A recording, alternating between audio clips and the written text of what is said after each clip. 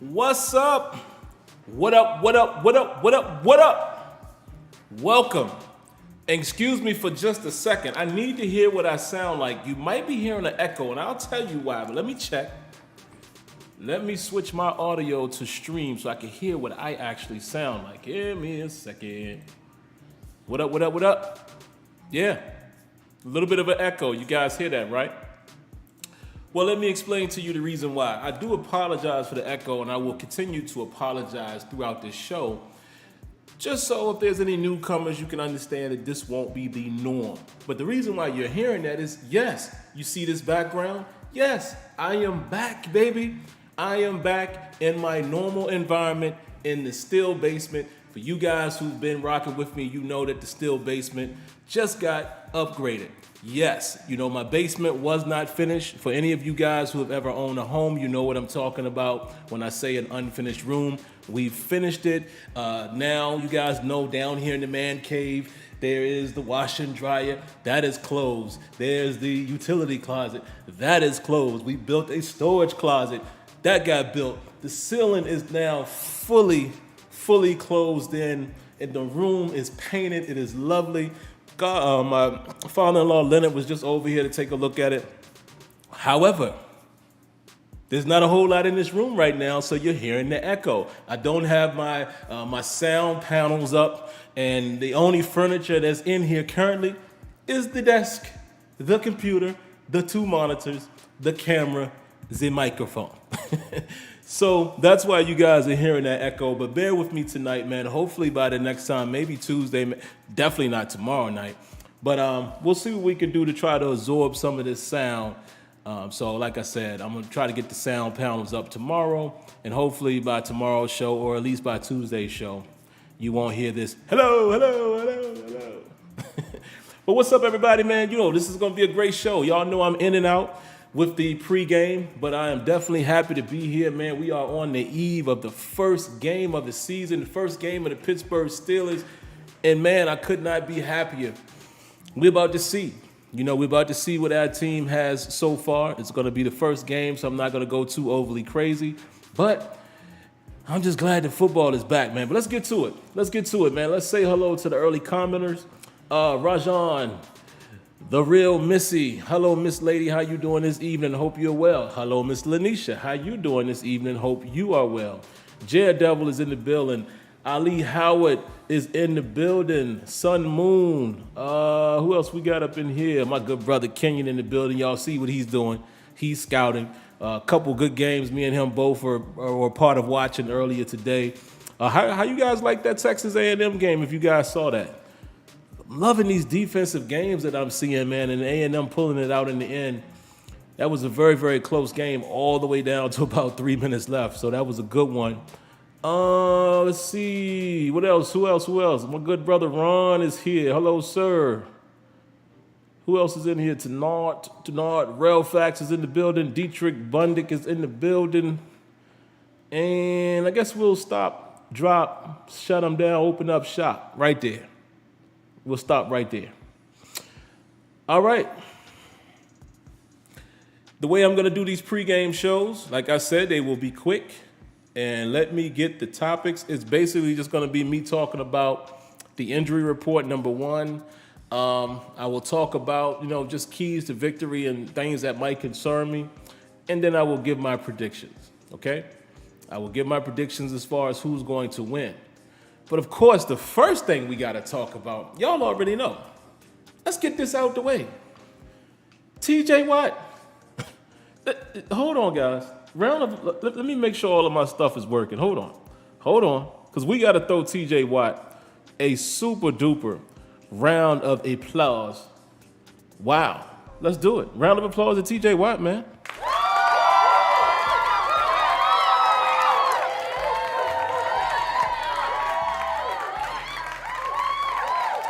Got a deal done, and he will be with the Pittsburgh Steelers for the next 4 years. 5 if you want to include this one, because I know a lot of people were saying that it was a 5-year deal. Technically, it wasn't. You got to remember, guys, it was an extension. So what he's basically doing is playing on his 5th year. They added 4 to that, thus making it, quote-unquote, a 5-year deal. But yes, that's not what the round of applause is all about.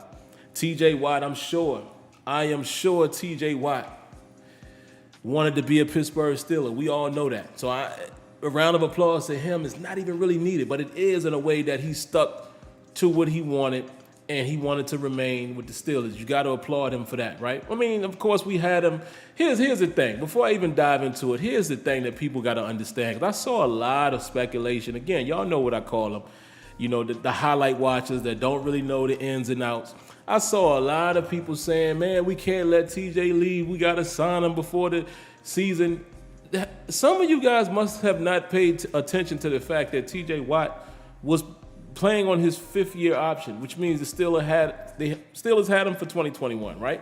Not only did we have him for 2021, you know what would have happened if we wouldn't have gotten the deal done. He would have been tagged in 2022 and tagged in 2023. So the Steelers technically still would have had TJ Watt, excuse me. Sorry about that, guys, but we technically would have had him for about 3 years anyway. You know, even if the Steelers had to play hardball, then you got to know how these things kind of work. You know, they were not going to let TJ Watt walk into free agency. They just weren't, unless they had to. Like I said, and that would have been after 2 tags. But the round of applause is coming to TJ Watt and the Steelers organization for breaking protocol. Guys, for those of you that don't know, the Steelers don't do their contracts like that. Typically, what are the Steelers good at? They have a good reputation of paying out the contract, right? Or at least 80% of it. Some guys may get cut a year or so before their contract is up, but for the most part, the Steelers have a stellar reputation with paying out the contract. What the Steelers do not or didn't have a stellar reputation on was guaranteed money. They don't do it. They typically guarantee your signing bonus, which usually means it's not going to be astronomical. You know what I mean? It's going to be, a little 18,000 million here, a little 20 million here. And we're talking about non-quarterbacks, right? And look what they turned around and did. They did what we all, well, at least most of us, because let me say this as an aside. Some people are pissed off. Yeah, they're mad that we signed TJ Watt. I'm not even going to get into that tonight. Because if you're upset at that, and I heard one guy make a comment saying, the Steelers shouldn't have done it. I will make this one comment. He said they shouldn't have done it. The Steelers' forte is, building through the draft, and that's how they handle their business, and they don't pay big money for free agents. Okay, correct me if I'm wrong. Did we draft TJ Watt? So are you saying build through the draft is only for 4 years? And then you move on? Is that what you are asking for? So you're saying if we develop a guy in his first 4 years of a rookie season, 5th year, if he is a number 1 pick, first round pick, you're asking for us to just use him for that amount of time and let him go if they are a superstar? Isn't that still building through the draft? I don't get the logic. I don't get it. So I'm gonna just leave that alone. But yeah, man. Steelers broke the bank, man, and we all, for the most part, for us who wanted TJ Watt and we wanted Minkah Fitzpatrick's future to be on display as well in terms of contract, we were hoping to see the Steelers break out of their old, archaic ways, and they did it. $88 million guaranteed. Maybe I'm a little off with that number, but I think that's what I saw. 88, fully guaranteed. TJ got the bag, bro. $112 million as a total, I think, right? Is it 112 or was it 128? I can't remember. But, oh, man. Yeah. I love it. It's a new day. Like I said, man, if you look back for the last 4 years, have started to see the Steelers do things outside of their norm, and I'm cool with that. I am cool with that. I still believe the integrity of the Steelers is still intact, but you can get with the times. You got to get with the times. But all right, man, let's get to it. So, the injury report. And this was as of Friday. So, if there's been an update since then, my bad. I don't know about it. But as of Friday, Alex Highsmith was questionable, but we have heard since then that Alex Highsmith is expected to play. So we don't have to really question his questionable. Other than that, there were a couple other guys that popped up on the injury list as of Friday, but their status is that they will play. That was Kendrick Green, so he's going to get his first taste of NFL action as far as when it counts. Tyson Alualu, and I'm glad to see that, and James Washington. All right, and if you're wondering what type of injuries they had, according to the reports, Kendrick Green is a thumb, Tyson Alualu, is an elbow, and James Washington was a finger. Let's see. It does say here, notes, Hightower was a full participation during Friday's practice, so he will play. As far as Buffalo, questionable is Emmanuel Sanders. Well, who's out already is, what's his name? Star Latule? I think that's how you say his name, Latule. No, it's Latulele. I think that's how you say it. You guys know who I'm talking about, the D tackle. He was out. And the only other person that's questionable is Emmanuel Sanders. Now, there is some more information here. It does say there's a note. Sanders was a limited participant in the practice all week, and Phillips was only just listed on Friday, but was a full participant all week, as was McKenzie. Johnson was only limited on Wednesday. So, you can research yourself to figure out who those players are for the Buffalo Bills. But it looks like we're in good shape, man, going into the game in terms of, who we're going to put on the field. So, what do I think the keys to victory is? Y'all already know what I'm going to say, and you could probably say this every week. It's not rocket science with some of this stuff in terms of football. There are certain approaches you have to take with some teams, but for the most part, there are certain components that you want to see every week, like time of possession. The Steelers are going to have to own time of possession. I would like to see a run game established. I would love to see Najee Harris have a solid game or a rotation of Najee and someone else. But I would like to see the Steelers able to run the football. I don't want us to become one-dimensional in this particular football game. And like I said, you could probably say that for any game, but specifically against the Buffalo Bills, we already know what type of offense they are, high-powered. I think they were, in the top 3 or so offensively last year. They have the same complement of guys. And if Emmanuel Sanders is able to play, you add him into the mix. They have weapons. Stephon Diggs. You know what I'm saying? Singleton. The tight end. I forget the kid's name. Something Knox, I think his name is. I can't remember the dude's name. Y'all know who I'm talking about. There's a tight end that's pretty decent for them. You got Beasley, and there's other compliments of guys that I'm sure I'm forgetting about, but they have a very solid offense. Like I said, look at the stats from last year. Now, it's fair. You can say last year was last year, but at the same time, man, if you got the same talent out there, you should probably know what to expect from a Josh Allen-led Buffalo Bills. They're going to pass the football quite often. And I'm a little concerned by that, and I'll get to that here in a second. But that's why if you're Pittsburgh, you have to win time of possession, and I would like us to win time of possession with running the football. I would love to see it lopsided in terms of running attempts versus passes attempts. I would love to see that. Are we going to see that? Who knows? But I would love to see either a balance or it's lopsided where we've run the football more than we've passed it. I would be ecstatic. We're going to have to maintain the football in that way. Where I am concerned, guys, is this. Listen, it's week 1, okay? We haven't seen any of these teams play this year, including our Pittsburgh Steelers, in terms of the full complement of players. But I am a little concerned, man, with the cornerback position, man. I do think I'm very interested in seeing how we attack the nickel. Coach Tomlin as well as Keith Butler have both kind of said that we got some tricks in our bag, and we don't know. I don't know. I haven't looked yet to see who's inactive. I don't think, unless I missed this, I don't think Carl Joseph has been added to the the 53-man roster. I don't know that. I haven't looked, so if he has, somebody let me know. Is a guy like Ahkello Witherspoon, is he going to be an active player or will he be inactive? I mean, it's a lot of questions. And if you're depending on those guys to help, they're new to the system. They are new to the defense. Joe Schobert, new to the system, new to the defense, but I think he's going to have a pivotal role because, from what we're hearing, and I guess we'll find out tomorrow, he's wearing the green dot.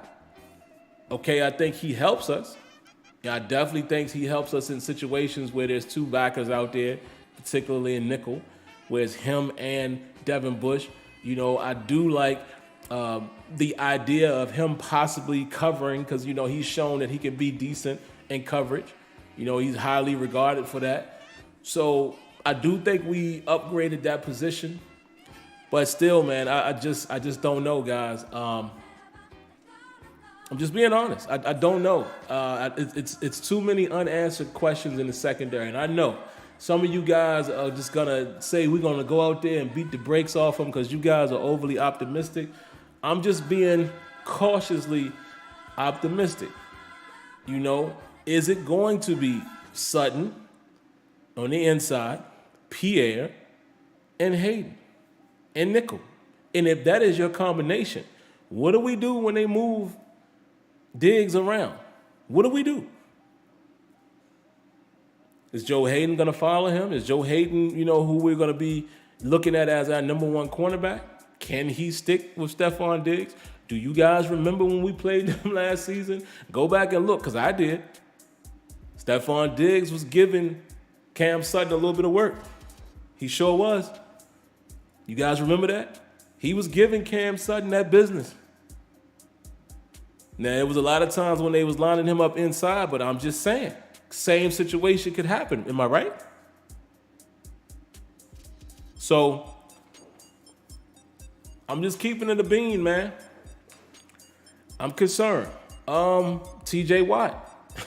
It's great that we got him back, but listen, man, it take a minute to get in football shape. We all know that. At least us guys who play football, or if you play sports in general, or if you watch sports. It doesn't take a blind man to see that it take you some time to get your foot, your feet under you.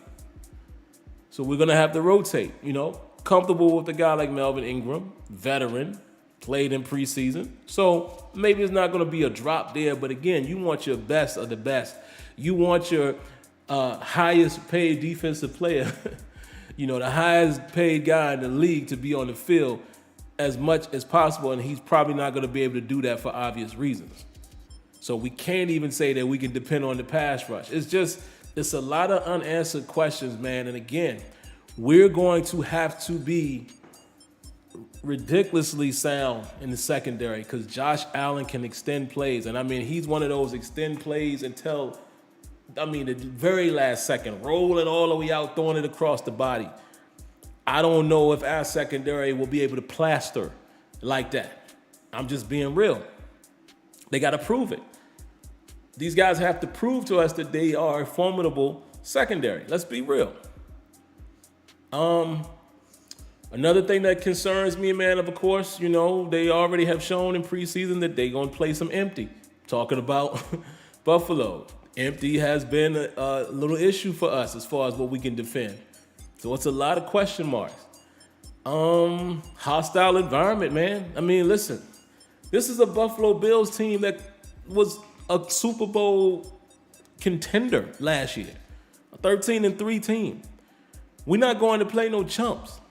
And we going to their house. And they're going to be on a high with fans finally back in the stadium. It's going to be a tough game for the Steelers. But like I said, what I'm interested in seeing is how do we play? That's what I want to see. Win or lose, how do we look? So I can identify, okay, this looks like a weak spot. Let's see how this grows. Oh, okay, they did better than I expected here. Great. I want to just see how we compete. But I am very concerned. Offensively for the Steelers, I think we might be able to throw enough out at them. I like our matchups on our side of the ball as well. We got to be careful, though. To me, it's gonna come down to being able to run the football, because if we do what we kind of saw Matt Canada display in preseason, if we are doing some play action, then if we're running the football effectively, that's definitely gonna help us. One other concern, man, that scares me a little bit against the Bills. In preseason, we saw a lot of blitzing by our defense, and it wasn't getting home. We were kind of getting picked apart when we blitzed in preseason. And I'm hoping this is not a forte that Keith Butler will rely on this year, which I'm sure he will, because that's our identity, right? But what makes it different is we all know rushing coverage goes together. And when you are not all the way confident in the guys that you have playing cornerback, blitzing could get us killed. So we'll see, guys. I'm going to have some fun enjoying this game and watching this game and dissecting it and breaking it down and giving my my knee-jerk reactions right after the game. And, we'll see how it goes. But as far as my prediction, and you are correct, Wyatt Dickey, last year was close. It was close. So we'll see. My prediction is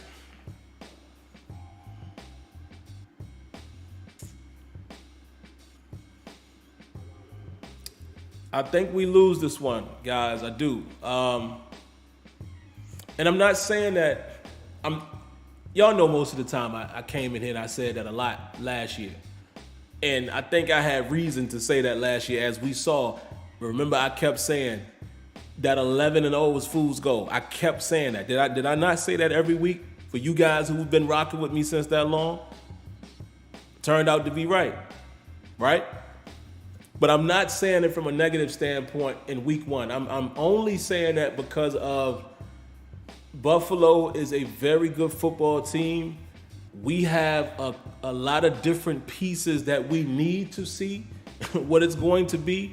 We still don't know what the offensive line will look like. We know some of the inconsistencies with some of the guys on our offensive line, including Kendrick Green.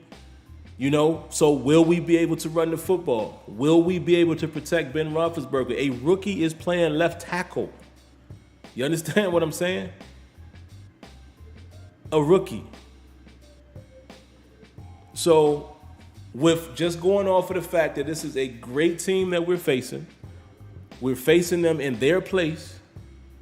They have retained more of their guys, core guys, than the Steelers have.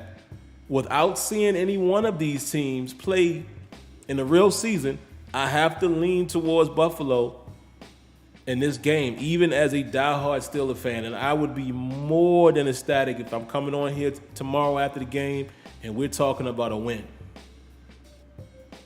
So for some of you guys who are crazy and like to, just because you make a prediction against the team and say, oh, you're not a real fan, and for all of you crazies who say that, sometimes you got to step away from your fanism and realize what's happening. We got a tall task, we have a very tall task tomorrow, and we'll see. We'll see. But those are my thoughts, man. So let me get in here in the chat, man. I'll stick with you guys a few minutes. Like I said, I didn't want this to be an extremely long show tonight, and it won't be. But what y'all got? Throw it at me, man. What y'all got? Robert Westover says, if the Steelers hold time of possession advantage, their chances of winning go up exponentially. You're correct. And that's what I said. The keys to victory is simple in this one. We got to get our run game going, man, and we have to win time of possession. And we'll see what happens in terms of whether or not we can stop them or not. I don't know. Listen, I have confidence in our defense, but again, Joe Schobert is new to us, still learning his way. Cam Sutton, I like Cam Sutton in the slot if that's where they're going to keep him. But again, we saw, he had a little bit of struggle against Stephon Diggs last year, which is fair. It's Stephon Diggs.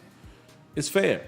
But, you have to point that out. So then if we do that, we got to see what is James Pierre going to do. Is James Pierre going to play solid on the outside, all on his own? It's a lot of unanswered questions. And I'm just keeping it frank. Stephon Tuitt won't be playing in this game. TJ Watt, though I'm not concerned with him, you have to acknowledge that he's probably not going to play as much as he would like because, again, he's not ready. He's not ready from a cardiovascular standpoint. Understand what I'm saying? From a football in-game standpoint, you got to get yourself ready for that. I don't care if you did do that years before. You know what I mean? What else y'all got? Leonard Green says, I won't be too bummed out if we take the L. I think it will be closer than people are predicting. Yeah, and I definitely think that too, Leonard. I think it is very possible that the game could be close. It's just hard for me to go into the game feeling confident. That's all. Few Late Night says, I think we lose, but it'll be a respectable score. Okay, yeah, I can go along with that too. Same thing Leonard said there. In the Green TV says, I know it's the third year, but he hasn't done anything. Put the fear of God in a difference. Who we talking about? Who we talking about in the green? Let me go back up and see if I can see who you're referring to there. I think Josh Allen. You said I think Josh Allen is an overrated. People act like he get to the Super Bowls under his bed. Hold on, I'm gonna have to challenge you on that one. These are all opinions, but I'm sorry, in the green. I think last year Josh Allen played to his rating. Josh Allen had made a tremendous turnaround from year one to how he played last year. So I'm going to have to disagree with saying he's overrated because, honestly, I haven't heard anybody anoint him as the best quarterback in the league. I think where people are rating him, he's doing that. He's one of the better quarterbacks in the game right now, in the AFC right now. He put that on display last year. That's just, that's just how I feel. I don't think he's overrated at all. I think he's right exactly where people have him. Excuse me. Oh, Kenyon is talking about it too. Let's read Kenyon's comment. He says, let me get back. No, I went past it, my bad. Let me get back to it. Where did Kenyon say it? Here we go. Kenyon says, people thought Josh Allen wasn't a franchise quarterback. Sorry to tell you, but he is. They questioned his accuracy, but he has improved. And I would take him in a second. Kenyon, it's so crazy how me and Kenyon be in sync a lot of times with our thoughts, and I don't even know what he's saying until I read it. But yeah, I'm right there with Kenyon, man. I mean, I don't think we can say that man is overrated at the moment. I think he's playing well. Thunder God says our defense is a lot more capable of stopping what they have on offense than they're stopping ours. I'm not too sure about that. Now, I'm not saying that they can easily stop us, but I'm not going to say that our defense is more capable of stopping them. I'm not going to say that. Like I said, there's new pieces, new faces, new personnel. It has to be, and that's what I want you guys to understand. I look at it from this standpoint. It has to be proven to me. If this was week 10 and we were playing them, then I probably could say that because then I would be able to see what we're putting on the field. At this point, we don't know. Either way, I could be wrong. We could go out there and ball out, or we could go out there and fall flat on our face. We don't know. So I can't say what we're capable of doing when I haven't seen this defensive unit in action. Dietrich Bundick says, no turnovers and third down efficiency on offense and defense. They converted too many third downs last season. Yeah, absolutely.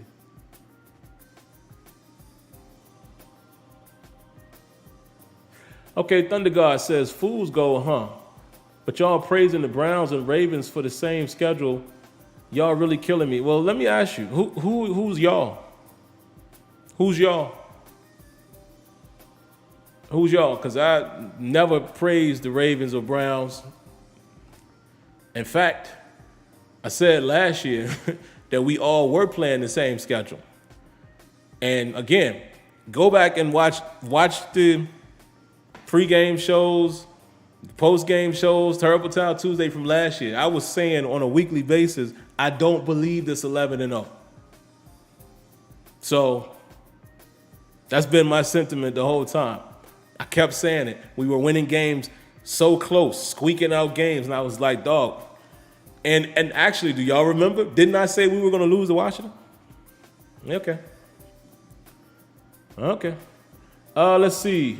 Who else? Why Diggy says, I like Dan Moore in the LT spot as a rookie or not over Chooks. He says their starting D tackle is out, so the Steelers need to establish the run. Yeah, man, with homeboy, with Star being out the game, we definitely need to, that is a round of applause real quick. I almost missed that.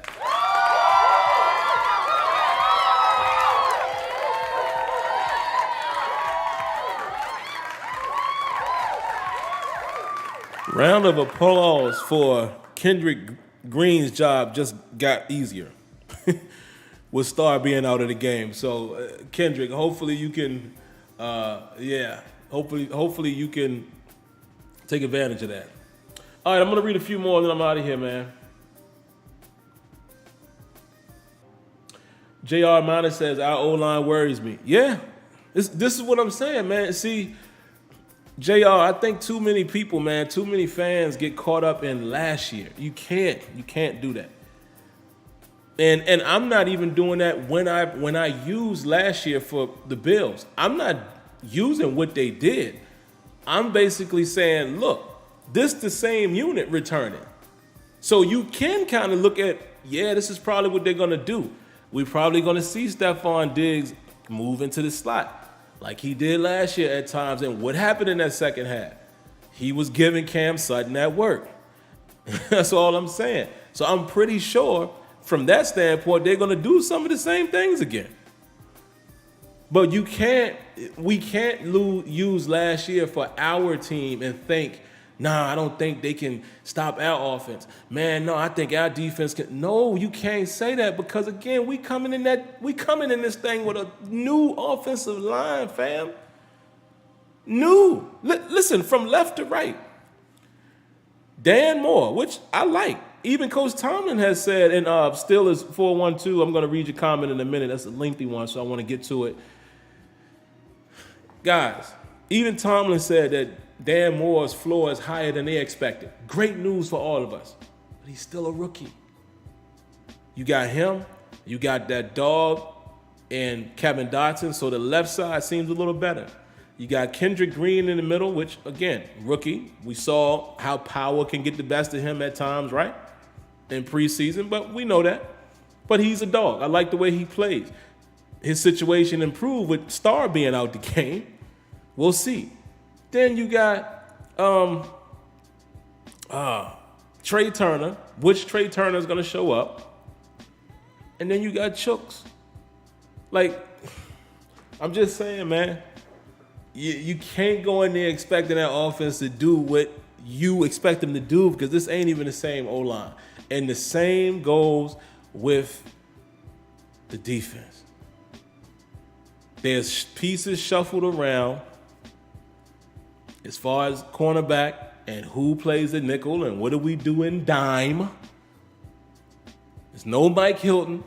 So how successful we used to be with blitzing Mike Hilton or the threat thereof, that hasn't been solidified.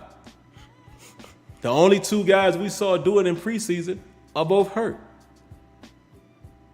And maybe Arthur Marlette plays in this game. I don't know. I'm just saying. Him and Brooks got hurt, so we didn't see it a ton. But when we did it in preseason, it wasn't even getting home. And this was against backups. I'm just saying, man, I can't do it. If you want to do it, fine. But I can't go into this thinking, nah, man, I think we're going to, nah. I got to see it. They got to prove me wrong. Steelers Nation 412 says, Bills beat up a banged-up Steelers squad last year, and we had no run game to help us on both sides of the ball. And we had a terrible OC. If we stop their passing attack, we got the edge on Buffalo. And listen, I don't deny any of that. But like we all are saying here, I respect that because you're saying if. I respect that, but it's, some of us are, some of the fans are saying we're going to, and they're so confident, and I'm like, how can you say that? So you're right. If we can somehow muster up, solid defense, pass rush is getting there, secondary guys are doing enough. Yeah, if we can stop that passing attack, and we can run the football in that time of possession, then yeah, we right in this thing. Don't take me wrong just because I'm saying I don't know if we win this. Don't take it as me saying that it's impossible. It's not impossible. We could be coming here tomorrow talking about, whoa, y'all see how them Steelers played in that environment against that team in week 1 with those rookies, those new pieces on defense.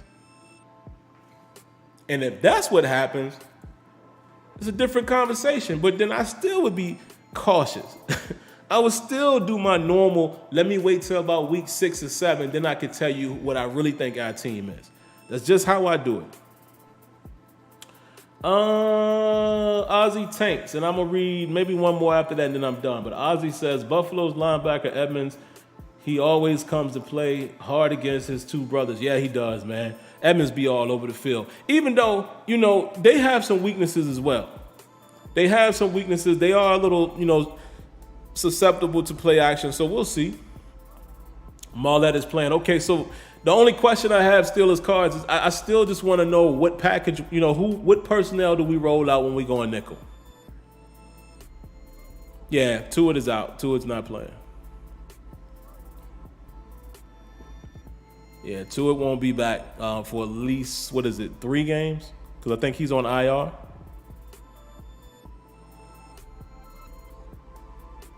I hope you're right, Steelers Nation. I would love to get 3 sacks. That would be great. That'd be quite a story, wouldn't it?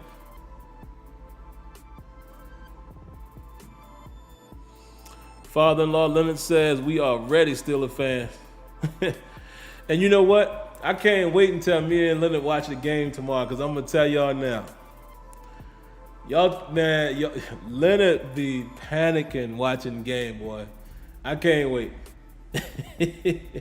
We give up 3 yards on the ground. Man, what's going on? Like, I'm just saying, Leonard, strap your seatbelt, man. It could be one of them games, man. And I think Leonard even agrees with me here. I don't feel good going into this season because there's so many unknown. I mean, not the season, excuse me. Going into this game tomorrow, I don't feel good about the game tomorrow just because there's a lot of unknowns with us. That's it. I'm not talking about Buffalo. Like I said, their starting unit is returning on both sides of the field for the most part. It's hard for me to have a good feeling about it. You going into that environment. It's just, come on, man, we got to be real. We facing a great team tomorrow. All right, last one. AJ Philofi. Did I say that correct? He says, we've got tons of new additions everywhere. The defense needs TJ on top of it, and the offense has to protect Big Ben and run the ball. If we can do that, well, he said, basically we'll win. I have a feeling we have a turnover. Yeah. I love what you said there too, man. You have to acknowledge, like my man says here, we have a ton of new additions everywhere.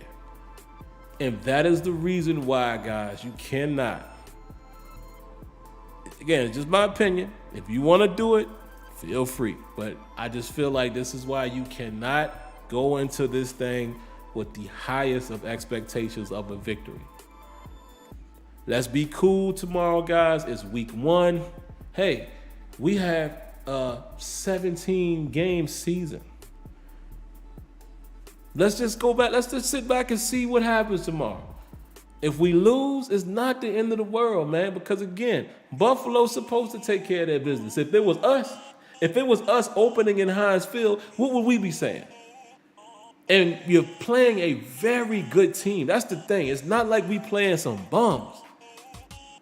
So let's watch this game. Let's be passionate about it. Let's hope we win. Let's be excited about it. And if we are to lose, what I want you all to pay attention to, because I'm definitely going to pay attention to it, is how we look, how certain players look.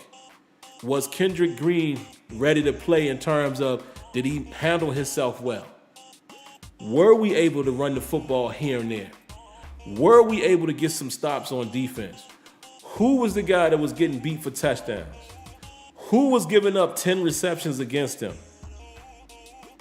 Did Ben Roethlisberger get sacked a couple times from the left side or the right side? You know, all of that. That's what we need to be looking at, especially if we lose, so we can kind of know what to look out for. Like I said, we're around about week 6, 7, and I start seeing that some of these same things are still what they are, then we know what type of team we have.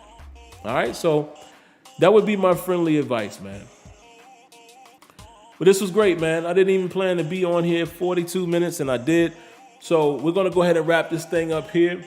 Appreciate you guys coming through. I appreciate you guys dealing with the echo. Like I said, the room has literally no furniture in here. There's nothing to trap the sound. So, maybe if I can get up the sound panels, maybe later tonight. I can't promise that, but I'll definitely try to get it done by Terrible Towel Tuesday. Tomorrow, of course, by the post-game show, it might not be done, so it is what it is. And for you newcomers, phone number is right there on the screen. What we do for post-game show, I do a show right after the game, give or take about 20 minutes or so for me to get set up. We come right on. I give my initial thoughts. I take notes of what I saw in the game, things that caught my eye, and I let you guys call in and give your thoughts as well, right? And then, basically, on Tuesday nights, and actually, we'll see. We'll see if we get the phone calls tomorrow, because now I'm thinking I might start doing that more on Tuesdays. We'll see. We'll see. We'll see how it goes, because now you guys know I told y'all I'm probably not going to be able to do film study anymore because the NFL is killing me, man. So I don't know if I'm going to be able to bring that to you guys, at least not the traditional way. I might have to do something else. But anyway, if you are a newcomer and you come around tomorrow, immediately after the game, feel free to give us a call, share your thoughts, as well as on Terrible Towel Tuesday. And that's how everything goes. Every week you can expect a pregame, postgame, and Terrible Towel Tuesday. Excuse me. But outside of that, before you guys go, I'm going to remind you to do that for me right there. If you haven't already, man, subscribe to the channel. I promise you will enjoy yourself. If you are subscribed, make sure you turn on your notifications so you know when videos are live. And last but not least, if you like what you saw tonight, like the video. It's only right. But other than that, if you guys care to donate, if you would like to do that, there are options down in the description. If you prefer to do it on YouTube, then you just have to catch me when I'm live. But, I just have to say that, right? It's completely up to you. But all right, man. Hope you guys have a great evening. Watch some more college football tonight. I will be doing that. And here we go, Steelers. Hopefully tomorrow, when I come back here, I'm like this. I'd rather be doing that than... But all right, man, I'll catch you guys later. Y'all be good. Stay safe. God bless. See you guys tomorrow. And thank you for tuning in to the pregame show. Peace.